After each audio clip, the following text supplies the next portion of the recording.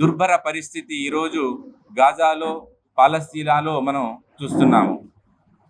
అంటే అరాచకానికి హద్దులు లేవు అన్నట్టుగా పాలస్తీనా వ్యవహరిస్తుంది. ఈ పూర్తి చర్యకు అంతర్జాతీయ ప్రపంచ దేశాలన్నీ ఏం చేస్తున్నాయి?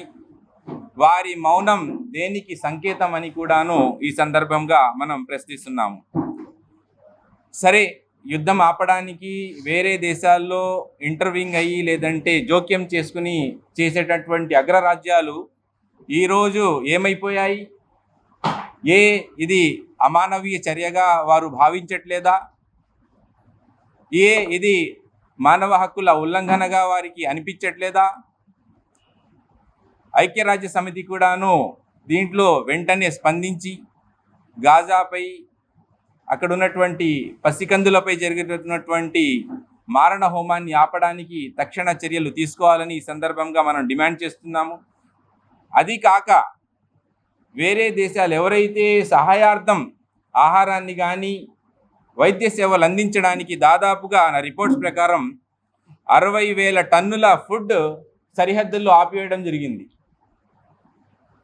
అంటే మానవీయ విలువలకు కూడాను కనీసం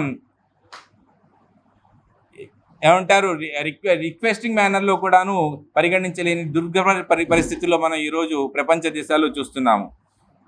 మూడోది, మన దేశానికి వచ్చినట్లయితే భారతదేశం ఇప్పుడే మనం విన్నాము, ఎప్పుడైతే అరాచకంగా ఇల్లీగల్గా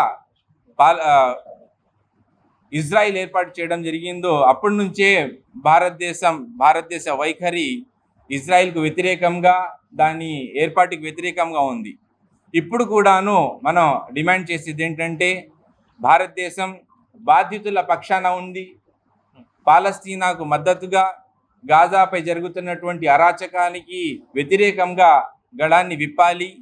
ఉండేటటువంటి ఏవైతే ప్రతినిధి దేశాలు ఉన్నాయో అన్నీ కూడాను గాజాకు అదేవిధంగా పాలస్తీనాకు మద్దతుగా నిలబడాలి. మూడోది,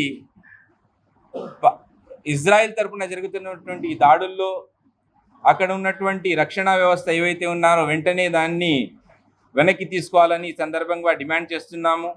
ఇజ్రాయిల్ ఉత్పత్తులను కూడాను బైకాట్ చేసి తదనుగుణంగా చర్యలు తీసుకోవాలి. ఇక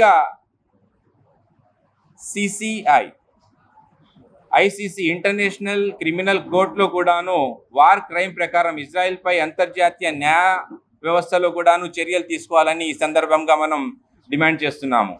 ఇలాగా మనం చూసినట్లయితే కనీసం మానవ విలువలు కూడా లేకుండా ప్రవర్తించే అరాచక పాలనను ఎంతవరకు కూడాను సహించేది లేదు అని ఈ సందర్భంగా మనం డిమాండ్ చేస్తున్నాము.